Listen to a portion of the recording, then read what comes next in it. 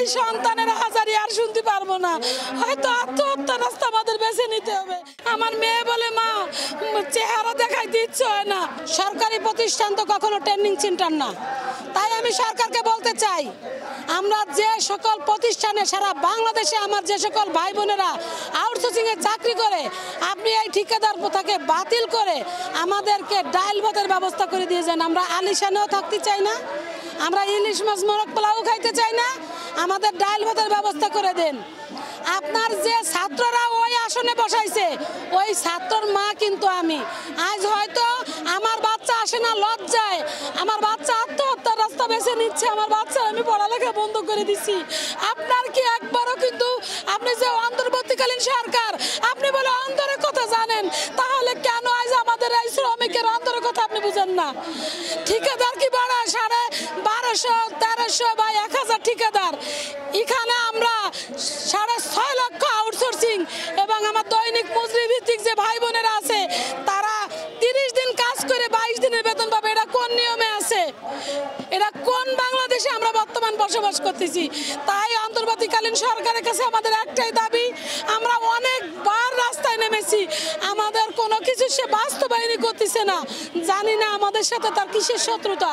আমরা এতটুকু বুঝছি যে অন্তত পক্ষে একজন অন্তর্বর্তীকালীন সরকার যেহেতু আসছে, সে রাজনৈতিক কোনো সরকার না, সে একমাত্র সবার সরকার।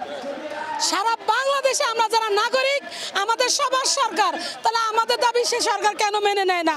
তাই আমি বলতে চাই যে জোড়হাত করে যে অন্তত পক্ষে আমার বাচ্চা যে ভার্সিটিতে পড়ে তার লেখাপড়া বন্ধ হয়ে গেছে, এই যে দেখেন আমি আমার বাচ্চার কার্ড নিয়ে এসেছি।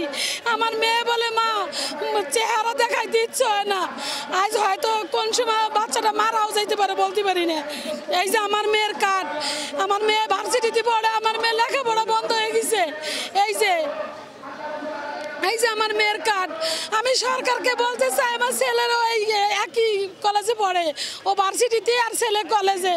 আমি মা হইয়া আমি আমার এই সন্তানের হাজারি আর শুনতে পারবো না, হয়তো আত্মহত্যা রাস্তা আমাদের বেছে নিতে হবে। তাই সরকারকে অনুরোধ করব যে আপনি আমাদের চাকরিগুলো ফেরত দিন। আমাদের কি অপরাধ ছিল? আমরা তো কোভিডে কাজ করেছি, সারা বাংলাদেশে যত মেডিকেল আছে আপনারা জানেন যে এই কোভিড মহামারী যেভাবে নাকি মানে আপনের রক্তের সম্পর্ক, সন্তানের সম্পর্ক, ভাই বোনের সম্পর্ক থেকে মানুষ দূরে চলে গিয়েছিল। আর সেই সময় কিন্তু এই কোভিডের রোগীদের পাশে দাঁড়িয়ে দাঁড়িয়ে নিজের জীবনের বাজি বেঁধে তাদেরকে সেবা করছি। 2 বার পজিটিভ হয়েছি, শ্রম ভবনে যে 43 দিন থাকলাম, কিন্তু সরকার আমাদেরকে খালি পুলিশ দ্বারা নির্যাতিত করে আমাদেরকে বের করে দেয়। আমাদের কি অপরাধ?